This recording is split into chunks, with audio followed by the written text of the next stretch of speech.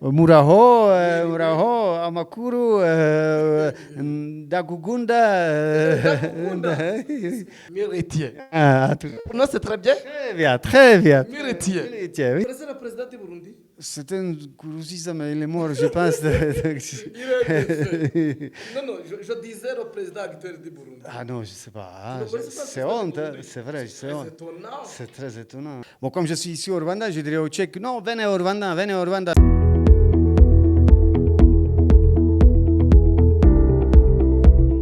À vos auditeurs de l'Africana TV, nous sommes le 22 mai 2026. Je suis avec l'invité en provenance de la République tchèque. Nous sommes très contents d'entrer avec mon ami qui venait là-bas en République tchèque, dans le continent d'Europe. Nous allons décortiquer des formations concernant Rwanda, l'Afrique. Bonjour. Bonjour, bonjour. Et je m'appelle Vincent Haboumugisha. Moi, je suis Miro. Ah. Bienvenue au Rwanda. Je suis venu au Rwanda pour visiter. J'habitais ici, en fait, en 2023. Hein. J'étais résident de Rubavu. Ah. Donc, je suis venu pour voir comment le Rwanda est aujourd'hui. Rwanda connaît le génocide perpétré contre les Tutsis. Et maintenant, nous sommes dans les 100 jours pour faire la commémoration des génocides. Comme Européens qui est ici au Rwanda, comment vous avez vu le Rwanda après le génocide? Bon, c'est vrai qu'aujourd'hui, quand dans mon pays, vous dites Rwanda, les gens, la première chose qu'ils ont dans la tête, c'est justement le génocide. Donc, ils ont souvent peur de venir au Rwanda. Ils se disent, au Rwanda, c'est le pays là où on s'est tué à la machette. Vous disiez que vous avez la peur d'arriver au Rwanda. Non, pas moi. Mais les gens dans mon pays, quand dans mon pays, vous dites Rwanda, les gens sont choqués parce qu'ils ne connaissent pas de Rwanda aujourd'hui. Donc moi, je peux témoigner que Rwanda aujourd'hui, c'est un pays très joli, très sécurisé. C'est vrai, il ne faut pas trop parler de la politique, mais sinon, c'est un pays à visiter, certainement. Vous avez vu le Rwanda, et vous connaissez l'histoire du Rwanda, même si vous ne le maîtrisez pas très comme un Rwandais, mais vous me disiez qu'il y a certains les sortissants de Tchèques qui ont de peur de venir ici au Rwanda. Vous voudrais donner le message de leur dire que la sécurité est très bonne. Comment vous avez vu l'hygiène ici au Rwanda? Vous avez vu les routes? Oui, c'est un pays, en tout cas dans les villes, qui est très propre, très vert, hein, surtout très vert. On a beaucoup de verdure, les arbres, les plantes, les arbustes. C'est vraiment très, très reposant, c'est très propre et très sécurisé. En 2011. Et vous avez vu un niveau d'évolution depuis 2011 jusqu'à ici, en 2026. Oui, c'est une évolution en positif qui était vraiment. Rwanda est allé en avant. Déjà à l'époque, il y avait des routes qui n'ont rien à voir avec certains pays en Afrique. C'est vraiment. On dit souvent que c'est la Suisse africaine ou le Singapour africain. C'est au Singapour africain. Oui, tout à fait. Vous avez eu la chance de traverser certains districts du Rwanda? Oui, je suis allé plusieurs fois en Burundi, donc je suis passé, donc c'est côté sud, n'est-ce pas? C'est vers le sud. J'ai aussi, une fois, je suis venu par le bus de Tanzanie, donc j'ai vu un peu mais c'est vrai que surtout je connais la route donc Kigali et Gisenyi et la route entre Kigali et Gisenyi que j'ai fait peut-être une cinquantaine de fois au moins, je dirais. Et comment vous avez vu l'hospitalité des Rwandais depuis Kigali jusqu'à Gisenyi? En tout cas, il faut dire que les Rwandais sont très accueillants. Hein. Les gens sont très ouverts, très souriants et très accueillants. Hein. Si vous avez essayé de comparer l'hospitalité des Rwandais avec les Européens, comment vous pouvez dire? Non, moi je dirais que les Rwandais, comme en Afrique d'ailleurs, les gens sont beaucoup plus ouverts, vont vers vous, alors qu'en Europe on est beaucoup plus individualiste, les gens sont plus fermés. Au Rwanda, les gens s'intéressent à vous, vous approchent, donc sont très, très attachants, très accueillants. Et permettez-moi de revenir sur les sanctions. Et quels Européens ils ont pris les sanctions côté Rwanda? Et que disiez-vous à ce qui concerne les sanctions qu'ils ont pris, les Européens qu'ils ont pris pour le Rwanda? Que disiez-vous? Bon, comme je disais, au Rwanda, politique, c'est peut-être un seul endroit où il faut peut-être un peu être prudent. Bon, je dirais que c'est vrai que ce qu'on dit, c'est que, par exemple, certains conflits au Congo voisin sont probablement un peu enfin, le Rwanda n'y est pas pour rien, donc je dirais que oui, il faut aussi montrer parfois, autant on dit que le Rwanda est un pays très accueillant, très propre, très sécurisé, très joli, c'est vrai qu'il y a probablement aussi certains côtés où il faut dire, là probablement tout n'est pas comme il faudrait être, oui. Donc moi je dirais, je connais pas très en détail les sanctions qui ont été prises. Non, il y a certains RMP qui disaient que ici au Rwanda, on n'a pas de sécurité. Si je te donne l'exemple, il y a les gens d'Angleterre qui disaient que le Rwanda n'est pas safe, si je peux dire. Ils disaient que le Rwanda n'est pas sécurisé. Pour vous, vous avez passé pris de 2 semaines. Et comment vous avez vu la sécurité de cette district de Rubavu après que l'Amérique a sorti un communiqué qui interdisent les Américains de traverser le district de Rusizi, le district de Rubavu et de Musanze. Comment vous analysez la sécurité des districts frontaliers de la République démocratique du Congo? En tout cas, moi, je me sens très, très en sécurité. Je suis maintenant à Gisenyi depuis 3 semaines et je peux me promener le soir. Je me sens 100% en sécurité. Donc, moi, je dirais que même à Kigali, je sais que même à Kigali, la sécurité est bonne, beaucoup meilleure que dans la plupart des villes européennes. Je ne m'ai jamais senti en sécurité. Donc là, je peux certifier que moi, je me sens 100% en sécurité. Je prends les motos le soir, même la nuit, et je ne me suis jamais senti en insécurité. Et vous disiez que vous avez vu Kigali et sécurisé pour que certaines villes d'Europe. Oui. C'est ce que vous disiez? Oui, oui, je le dis et je le répète. En tout cas, moi, je dis depuis 2011, je suis au Rwanda. C'est vrai qu'une fois, ma maison ici à Gisenyi était cambriolée, mais c'était un peu ma faute parce que je n'ai pas eu le gardien. Donc c'était un peu ma faute. Mais à part ça, moi, je n'ai jamais eu même un sentiment d'insécurité. Vraiment, en tout cas, non, je me sentis toujours 100% en sécurité, mieux qu'en Europe, dans certaines villes, la nuit, hein, c'est sûr. Vous voulez dire que vous traversez la ville de Gisenyi sans toutefois avoir quelqu'un qui peut vous protéger? Oui, oui, oui, tout à fait. Moi, maintenant, j'habite côté Brasserie, donc il faut traverser toute la, on va dire, petite ville de Gisenyi. Et même la nuit, après minuit, je prends une moto et je pars là-bas et je n'ai jamais été menacé, je ne m'ai jamais même senti en moindre insécurité. Ça, c'est vrai.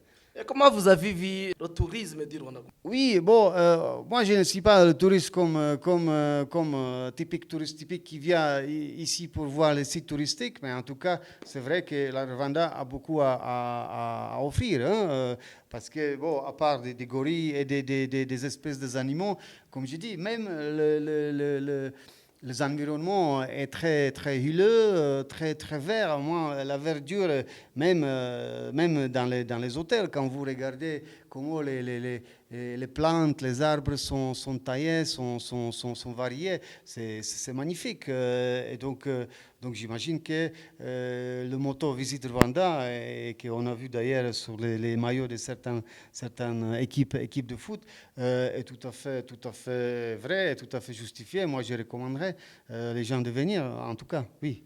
Les gens sont accueillants, donc même les employés des hôtels sont très souriants, très attachants. Non, super. Moi, je dirais oui, c'est bien, c'est super bonne qualité. En ce qui concerne les organes de sécurité, nous avons la police, nous avons l'arme de défense rwandaise, nous avons aussi Redasso. Et comment vous analysez le comportement des services de sécurité du Rwanda?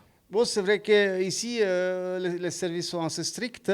Moi-même, j'ai payé en 2023, je pense, plusieurs amendes pour l'excès de vitesse. Donc ici, vraiment, il ne faut pas trop jouer avec les règles, il faut respecter. C'est comme ça qu'ils m'ont dit, le Et vous Suisse. voulez dire qu'il ne faut pas jouer avec les policiers rwandais? En tout cas, oui, ici, c'est pas comme dans certains pays où vous pouvez éventuellement payer pour éviter les sanctions. Ici, ce n'est pas le cas. Mais en tout cas, Vous avez eu la contravention.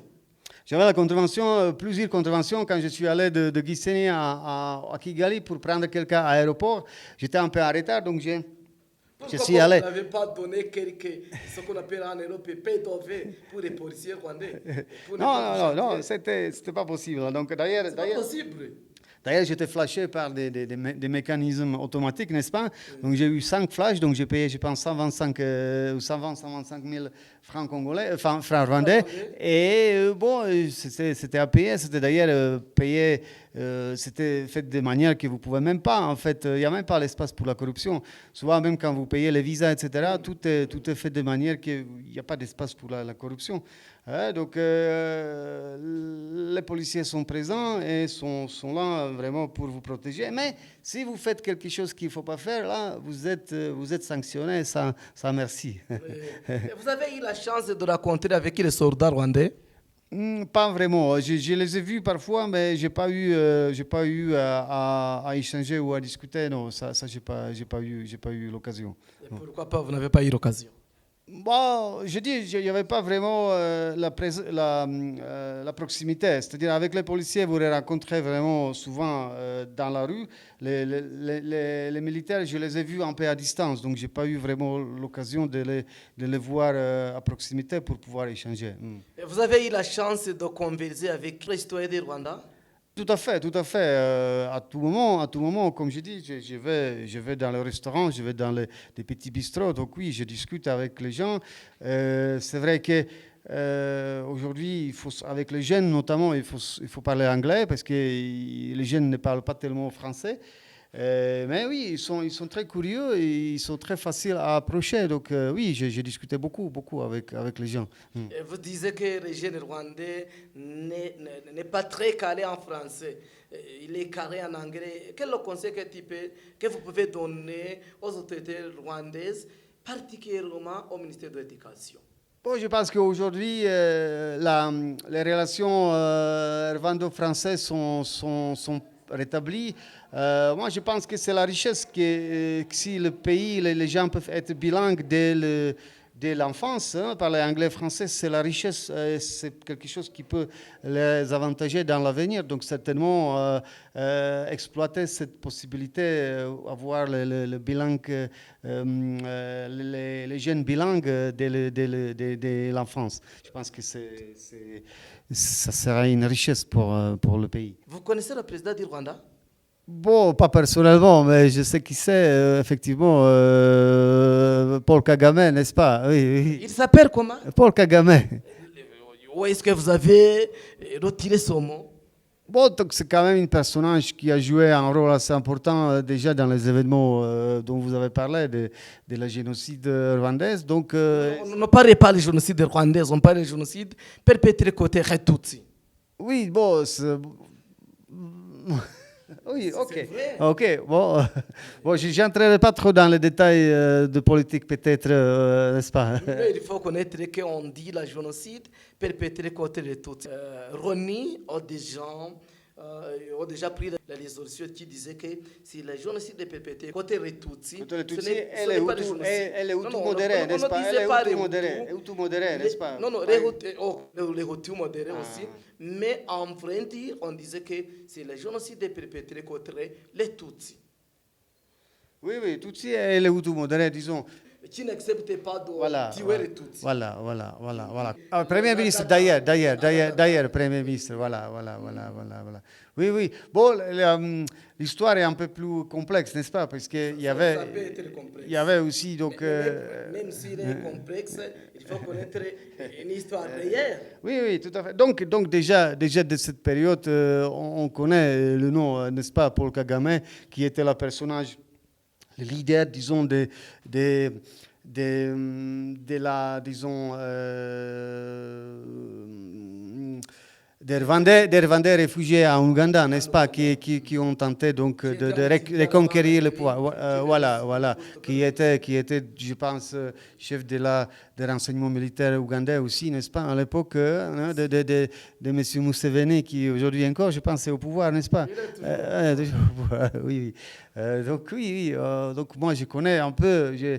Puisque j'étais dans la région depuis 2011, pas tout le temps, mais à répétition, donc je me suis quand même un peu intéressé à l'histoire et aux réalités de la région des Grands Lacs. Donc oui, on ne peut pas ne pas connaître Messi Paul Kagame, n'est-ce pas? Et vous avez une chose de particularité à ce qui concerne la personnalité de son excellence, monsieur le président Paul Kagame. Vous voulez dire La particularité. Bon, c'est aussi donc président qui a servi assez longtemps, n'est-ce pas? Donc oui, bon, particularité. C'est pas, on peut pas dire dans une sentence, dans une phrase, n'est-ce pas? Bon, c'est un personnage tout à fait remarquable, n'est-ce pas? Et vous connaissez le football rwandais?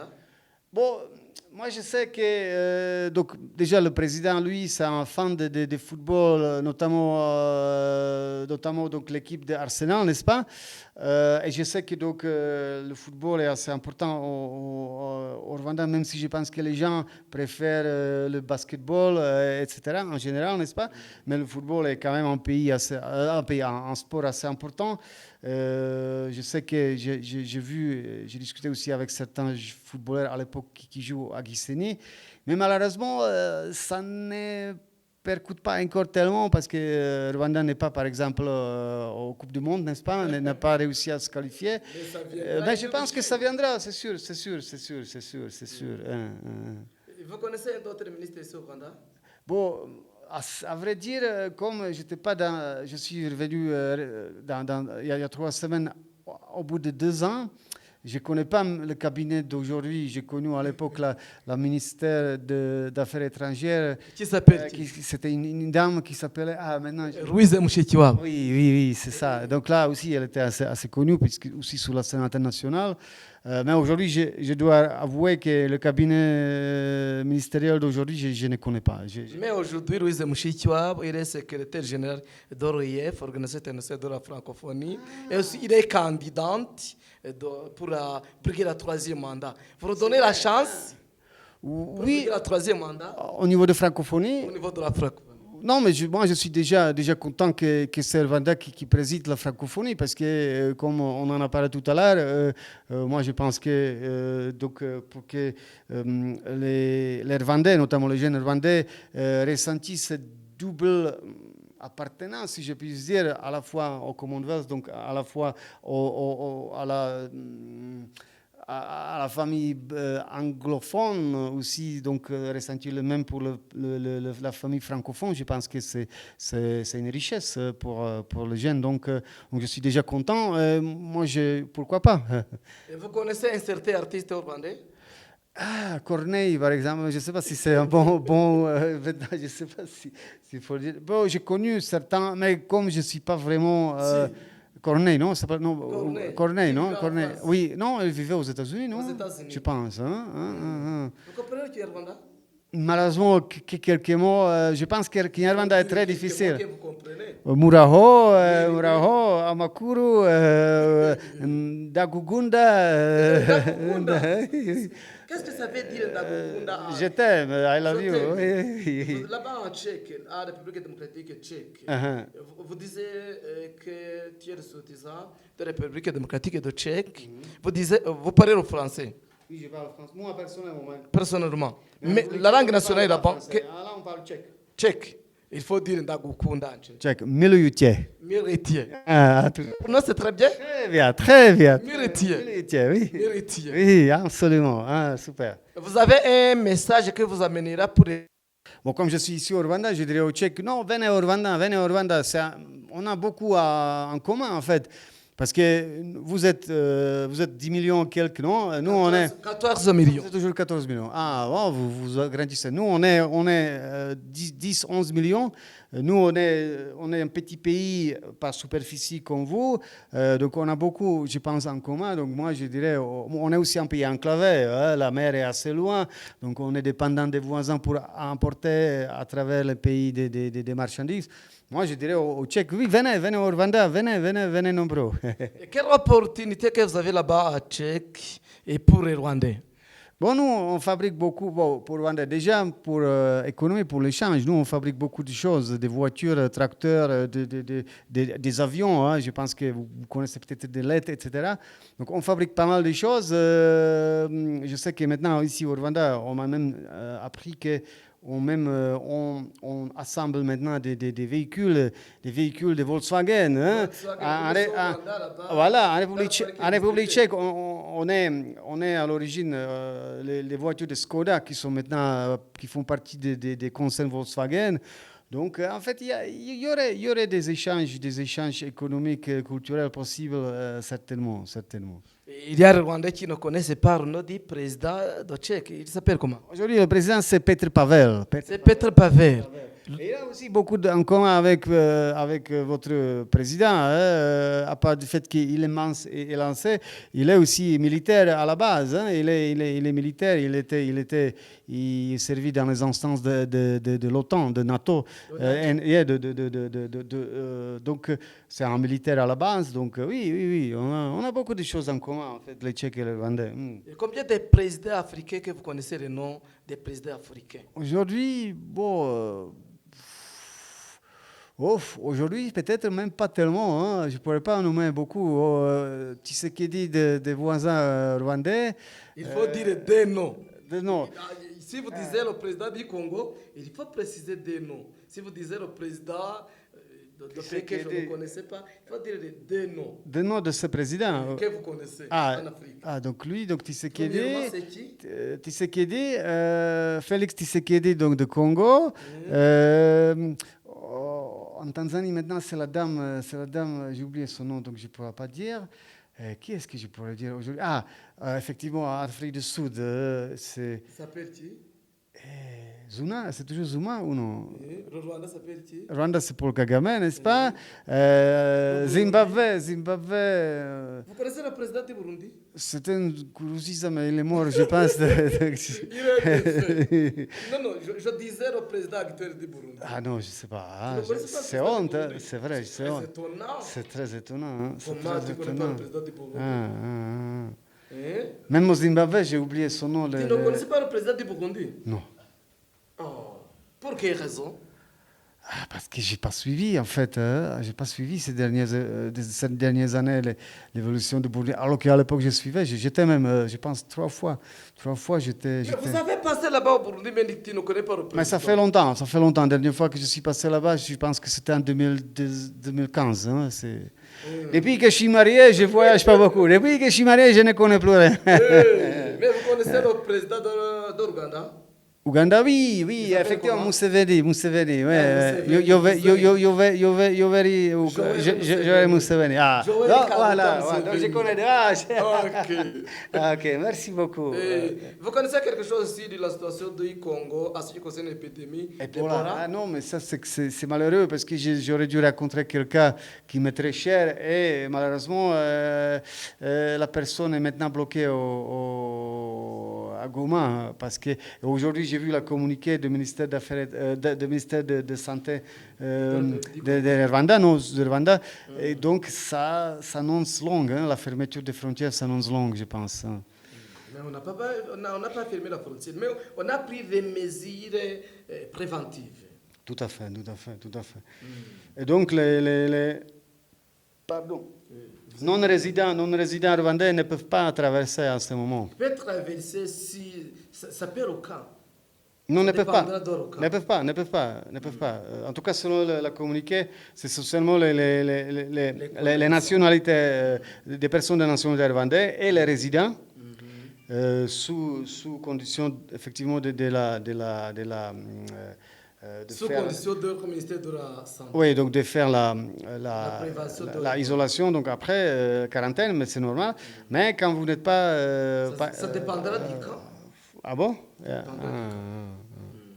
Donc c'est un peu... C'est compréhensible, effectivement, mais c'est malheureux, parce qu'en plus, je pense qu'au Congo, les difficultés que les gens traversent, notamment accès à monnaie, n'est-ce pas, tout ça, ils dépendent beaucoup des Rwandais. Donc maintenant, quand ils ne peuvent pas traverser, je pense que les gens à l'est du Congo, qui sont un peu aussi coupés de reste du Congo, ils vont souffrir, les gens vont souffrir là-bas. Hein. J'ai vu quelques symboles dans votre chapeau. Qu'est-ce que ça signifie? Bon, je viens de l'acheter aujourd'hui, il y a peut-être 2 heures ou 3 heures, donc je pense que c'est rwandais, n'est-ce pas? C'est rwandais, hein, c'est rwandais. Donc, Vous connaissez ce que ça signifie? non, on ne m'a pas expliqué, non. C'est une image rwandaise. Ça symbolise quelque chose rwandais. On va retourner à ce qui concerne la culture. On montrer la culture ici, rwandaise. Je sais que souvent dans les œuvres d'art, on voit ce genre de choses, mais je peux pas donner. On appelle ça en Kinyarwanda imigongo. Inigongo. Il faut prendre aussi pour amener là-bas à Tchèque imigongo. Inigongo. Imigongo. Okay. Vous maîtrisez? Non. En français, on ne peut pas dire que imigongo. On dit c'est un nom originaire rwandais imigongo. Inigongo. C'est ce qu'on appelle redon. Redon, vous reconnaissez? Non. Redon. Le dos d'une personne, c'est imigongo. Ah, Igutumba, ou comment on dit là, ça non, comme l'organe reproductif féminin, n'est-ce pas? Okay. Ah, c'est ça, non? Non. Je vous remercie, messieurs, pour Merci beaucoup. un temps que vous nous donnez pour la conversation. Ok, merci à vous, merci Soyez à vous. bienvenus au Rwanda. Merci beaucoup. Merci.